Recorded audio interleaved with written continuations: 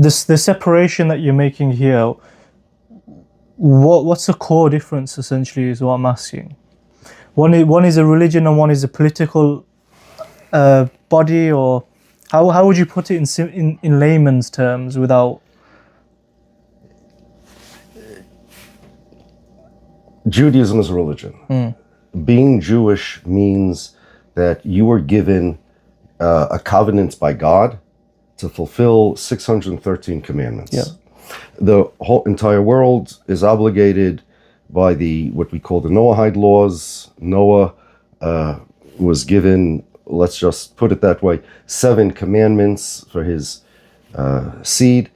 And at Mount Sinai in the biblical story, so the Jews were given the Torah and 613 commandments. Anybody who is obligated to fulfill those 613 commandments, that means he's Jewish. In fact, every time you see the word Jew, you could replace it and throw in someone who's commanded in 613 commandments. Right, okay. And that's basically it. Yeah.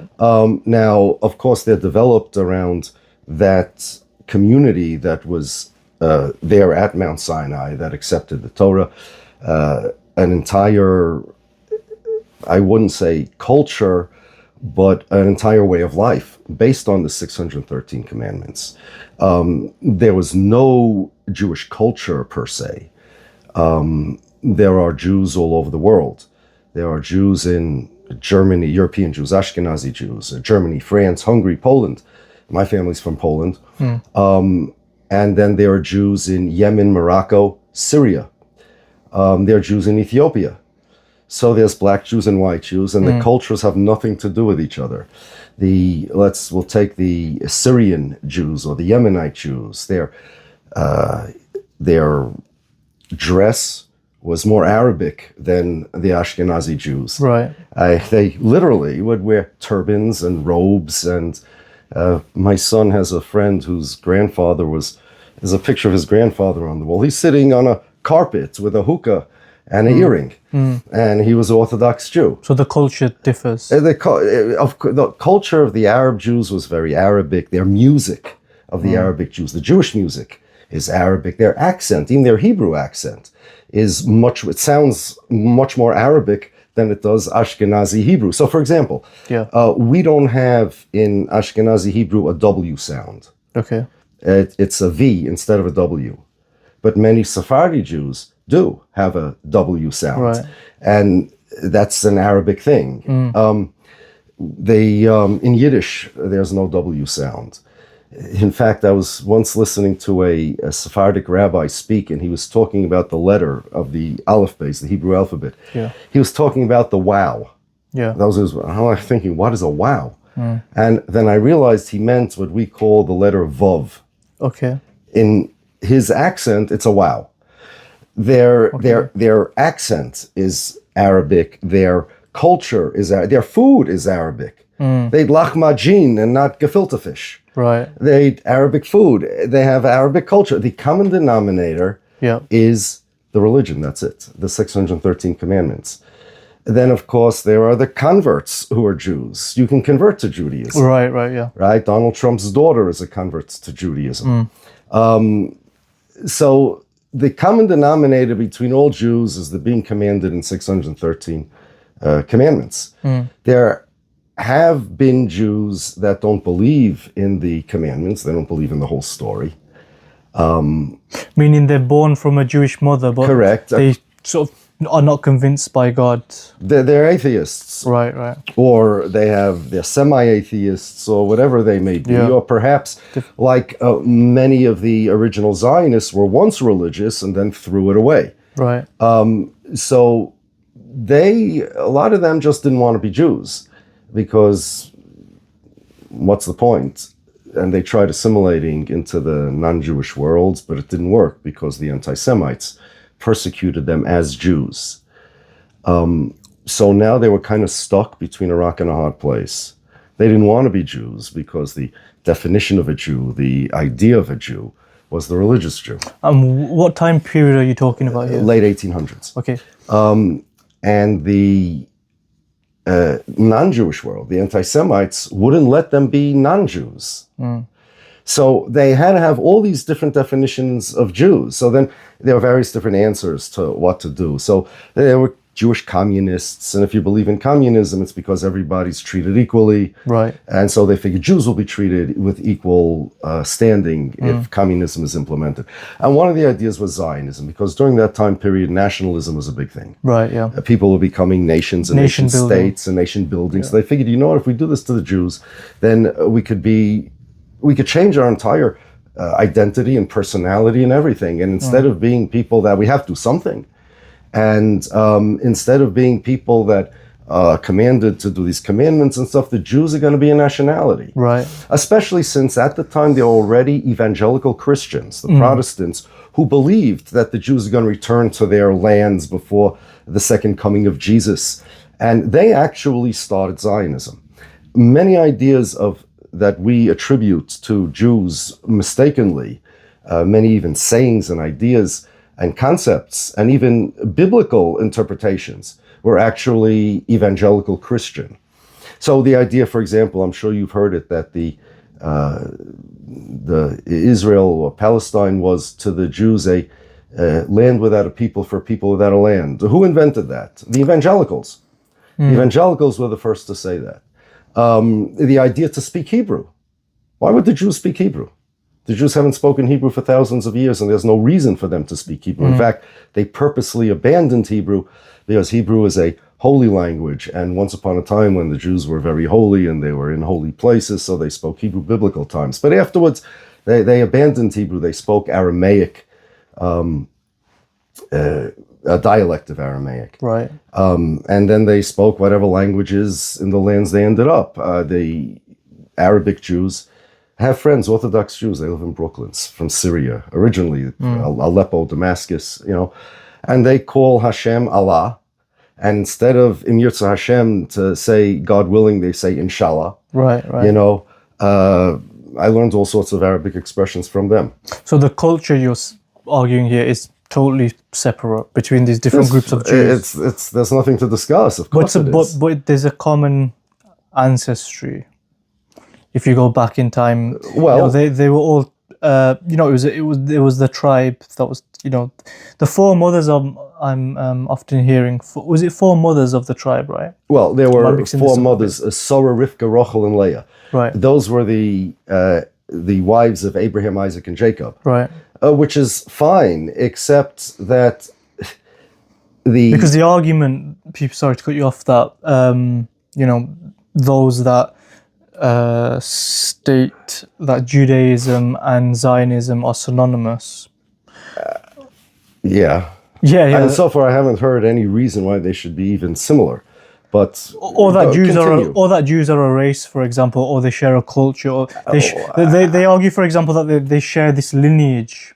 If you go back, this ancestral lineage. From who? Which is this question that I was asking you just now. Well, as you know, Abraham had two sons, Isaac, Yitzchak, and Yishmael. And the Arabs are descended of Yishmael. Yeah. So the Jews and the Arabs are one race also then, right? Because we're all descended from Abraham. That's why they call it Abrahamic religions, correct? Right. Does that make any sense? Or, let's go They don't usually include Islam. Why? But why? Islam is a religion, which is, 1,500 years old, let's say, roughly. That's a religion. We're not talking about religion. We're talking about descent. And if you're talking about descent, then why not make all Abraham's children cousins, right? One big tribe. Or Isaac himself had two sons, Yaakov and Esau. And the Romans, our tradition tells us, and other non-Jewish nationalities come from Esau.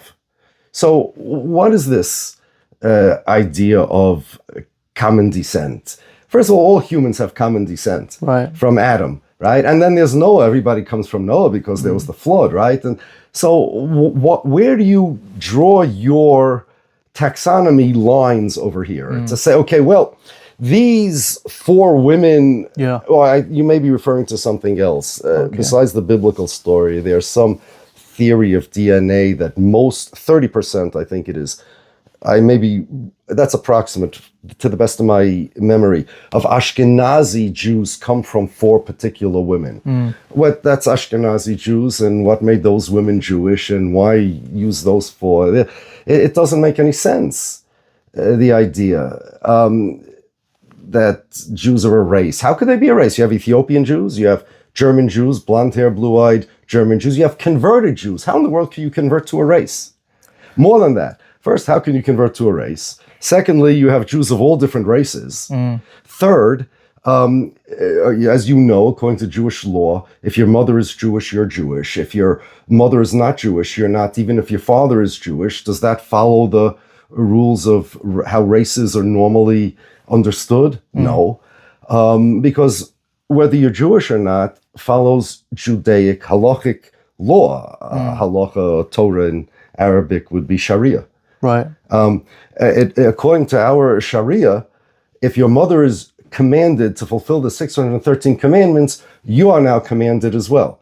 That doesn't follow father. Actually, in Judaic law, there were 12 tribes. Jacob had 12 tribes for children. And each tribe had their own flag, they had their own symbol, they had their own, I don't want to say culture, but they had their own, let's say, way of living or mannerisms. Yeah. And the law is in Judaism that if somebody marries outside of the tribe, a different tribe, a Jewish person, the family affiliation depends on paternal lineage, not on the mother. So if you're from tribe A, the father's from tribe A and the mother's from tribe B, the kid is from tribe A. Regarding inheritance and tribal affiliation, it all follows the father. The only thing that follows the mother is how many commandments are you obligated to fulfill? 613 or 7. Now, there's a whole theology behind this. The whole theology of Judaism is that we're here in the world temporarily, and there is an afterlife that goes on forever, and whatever commandments we fulfill in this world stay with us forever. It's kind of like, as our sages say, today is the day we work, and then we just get the reward, or we reap the benefits of our work, spiritual work in this world. So, every individual has an individual job in the world. God decides what time and place everybody is put. He decides whether you're a man or a woman. He decides your various circumstances, because the world it's like an individual test.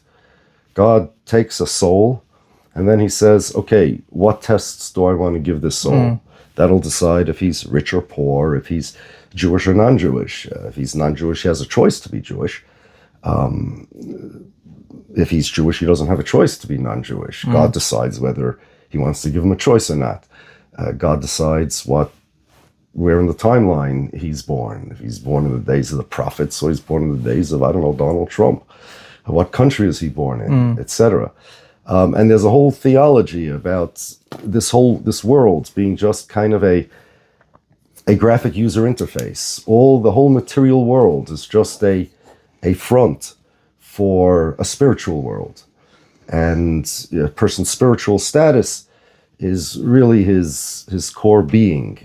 And the material world are just tools to fulfill God's commandments. Just a quick question, just circling slightly back. What do you understand a race or ethnicity to be? It doesn't matter. It doesn't matter to me. I know that there are different ideas of what race or ethnicity is, but pick your choice. None of those ideas, none of them fit the Jews. Let me succinctly repeat that. There is no common denominator.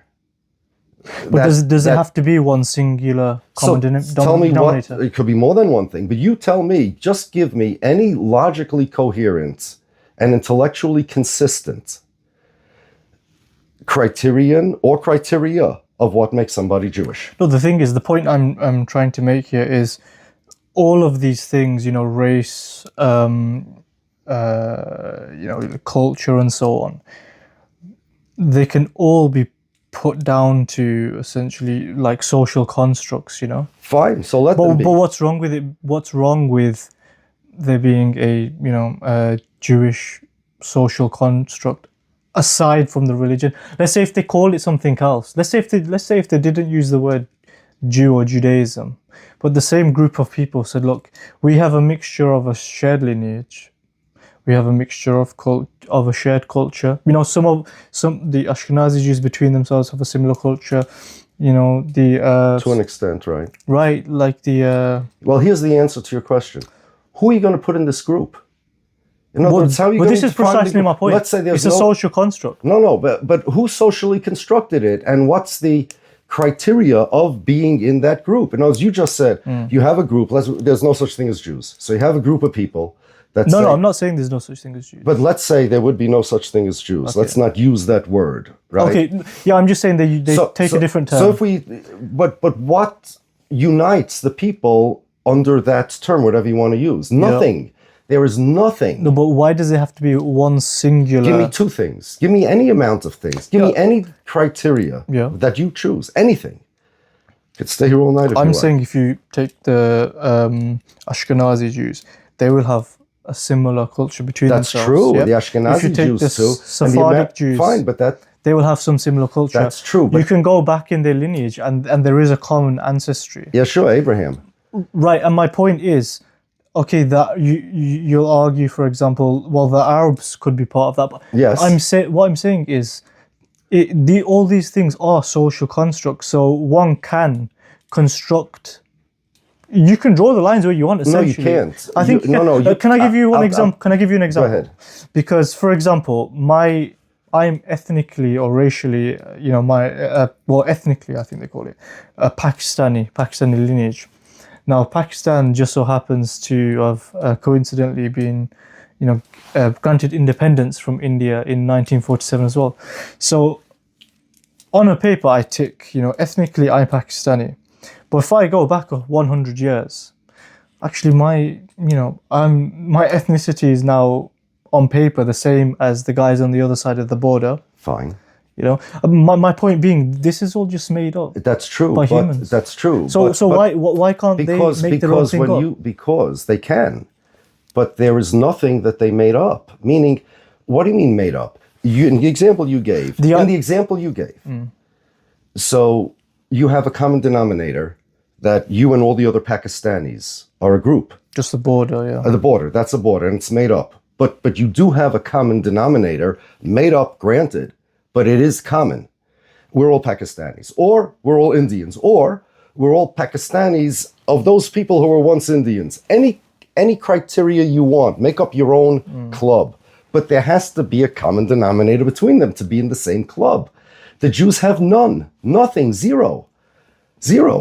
What in the world does a atheist, German Jew, who's married to a Christian, let's say, who celebrates Christmas, doesn't believe in God, doesn't celebrate any Jewish holidays, no religion at all, have in common with a Yemenite religious Jew?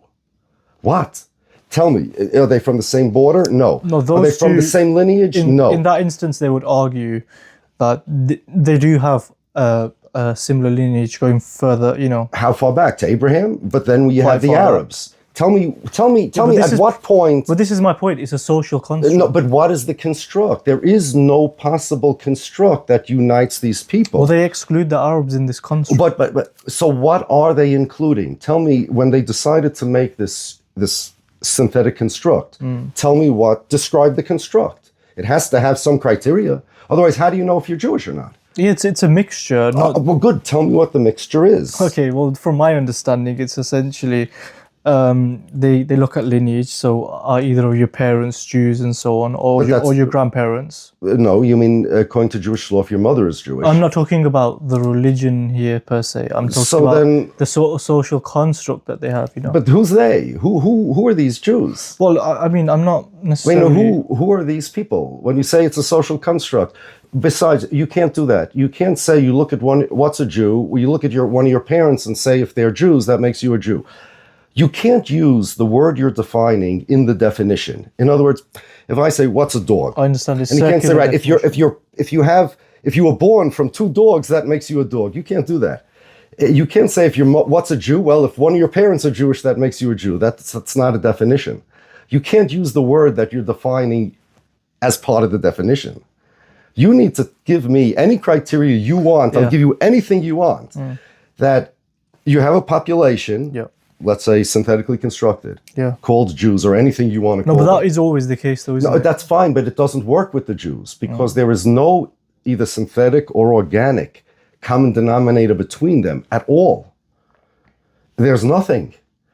In your case, you could say you're Pakistani. I could say all left-handed people who when they play baseball, they bat right and they throw left, and they are born while there was a war anywhere in the world, and they like spaghetti. I could make that one group of people if I want, but anybody who is in my group has to fill those criteria. They don't have to fill every criteria. Give me any criteria. In other words, I'm making the group. I could do whatever I want, right? If I say, okay, one of these 6 things, fine. Give me the criteria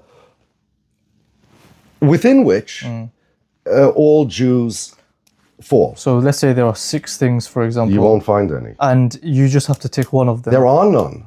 There are none. I'm saying, okay, let's say either of your parents. I mean, you have a Now you can't do that. You can't say either of your parents are Jewish. You got to explain what a Jew is. You can't do that.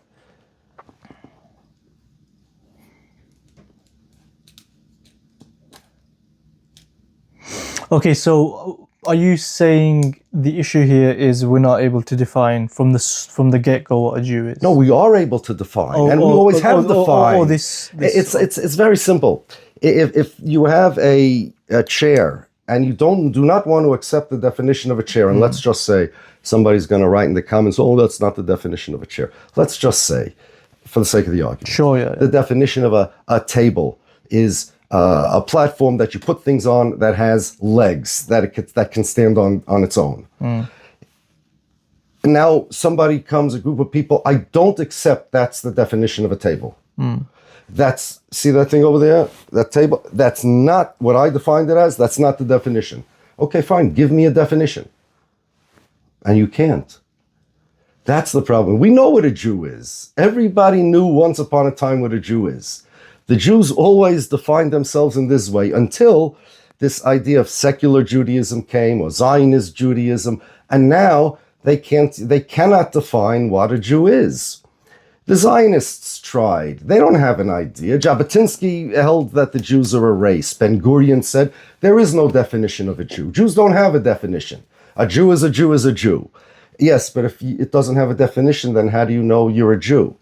In Israeli law, if you by the law of return I'm talking about, if you're born Jewish, I say me, and I would one day, or somebody, not me, I'm not going to do it, would decide one day to convert to another religion. Guess what? According to the law of return, he's not Jewish. But that's the state and its policies. Fine, but they're defining what a Jew is. And it's inconsistent. What I'm saying is, it's not that we don't know what a Jew is. We do know what a Jew is. But if you don't want to agree, then fine, no problem. Give me another definition. And now because you will not be able to give me an alternative definition, and by that I mean any logically coherent and consistent definition that you're willing to say that if you have these or any of these characteristics, give me a choice, whatever you want, that's a Jew. And if you don't have any of these characteristics or all these characteristics, you're not a Jew. Give me any criteria. Nobody ever came up with any because there were none. Jews are around for thousands and thousands of years, and this is how we always defined ourselves, until there came this idea of secular Jew. So I'll give you an example. I have over here. And here's where Zionism starts. I have over here a copy of an article from a Zionist publication called The Maccabean. All right, yeah. August 1902. Okay? This article is called Dr. Herzl's Evidence Before the Royal British Commission on Alien Immigration. So he was talking to this Royal British Commission on Alien Immigration. There was various dignitaries from Britain, and they were talking to Theodor Herzl about a Jewish state and Jewish nationalism. What year was this, sorry? Or approximately? This is a good question. In 1902. Okay. It looks like July 7th, 1902. That's what it looks like. Yeah. Okay, it was 16th sitting of the Royal Commission of Alien Immigration. So they asked Herzl, well, definition. Major Evans Gordon asked, would you say briefly what your views are to Herzl about Jewish nationalism? Answer. Herzl responds, I will give you my definition of a nation, and you can add the adjective Jewish. A nation is, in my mind, a historical group of men of a recognizable cohesion held together by a common enemy. That is, in my view, a nation. Then if you add to that the word Jewish, you have what I understand to be the Jewish nation. So they asked, what would be the common enemy in this case? Herzl's answer, the anti-Semite. Meaning, the French philosopher Jean-Paul Sartre also said this, but Herzl said it first. Right. The definition of a Jew, according to Theodor Herzl, is whoever the anti-Semites hate. Yeah. Now, there's a problem with this. Kind of anti-Semitic, maybe. First of all, yes, honestly, I can't think of anything more anti-Semitic Like than your to define my Jewishness by being hated by the anti-Semites. But worse, go ask an anti-Semite, how do you know who to hate? Who's a Jew? So I did actually. I won't mention his name, but I once asked a world-famous anti-Semite. Okay. I kind of want to know who it is, but okay. I'll tell you offline. Sure. Actually, he's from England. But I asked a world-famous anti-Semite, I said, who do you decide as a Jew? Yeah. So he says, whoever identifies as a Jew, I look at as a Jew. So now you have the Jew, Herzl, saying, whoever the anti-Semite hates is a Jew. The anti-Semite says, whoever identifies as a Jew, I hate. Yeah. So you have the anti-Semite saying, whoever identifies as a Jew, and the Jew saying, whoever this guy hates, if he hates me, I'm a Jew. And the anti-Semite saying, if he identifies as a Jew, I hate him. Doesn't make any sense. Without anti-Semites, there wouldn't be Jews. Now, by the way, this explains a lot about Zionism. Okay, yeah. First of all, you may have heard, I've heard it so many times, that, well, when you say that the definition of a Jew is such and such according to Jewish law, they'll say, yes, but Hitler didn't distinguish between this kind of Jew or that kind of Jew. Right. So let's psychoanalyze the mind that would give Hitler the right to define who a Jew is. He becomes the rabbi. Yeah. Don't forget, Jews have been around for thousands of years. Yes. Hitler was not. But Hitler gets to define who a Jew is? Like, what kind of crazy thing is that? That is a evolved version of Theodor Herzl's theory, that the anti-Semite gets to define a Jew. There is no intrinsic reason why anybody would identify as a Jew per se. It is only the anti-Semites that made them into Jews. In fact, as I mentioned before, people like Herzl didn't want to be Jewish. In fact, he had a plan to convert all Jews to Christianity. It's in his diary. It was more like a dream. One Sunday afternoon, all the Jews are going to go to the church. He's going to be the last surviving Jew.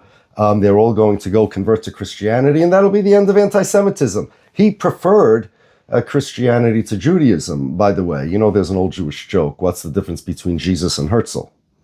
Right. Jesus celebrated Hanukkah. Herzl celebrated Christmas. Okay?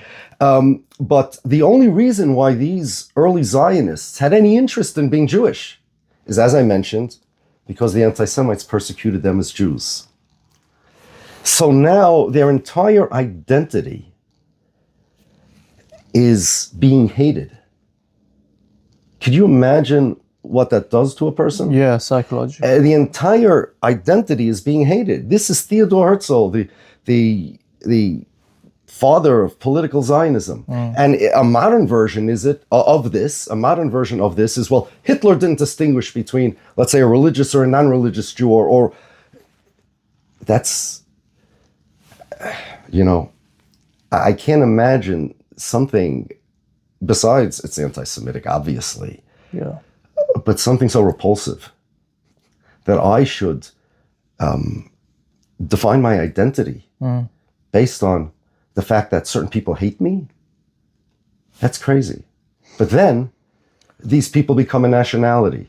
And by the way, Herzl said all nations are like that, a common enemy. So it makes France French people French is, I don't know, because the English don't like them or they have an enemy or something like that. That is the borders of a nation. And the Jews, that's what he said, that's a nation in general, a historical group of with cohesion.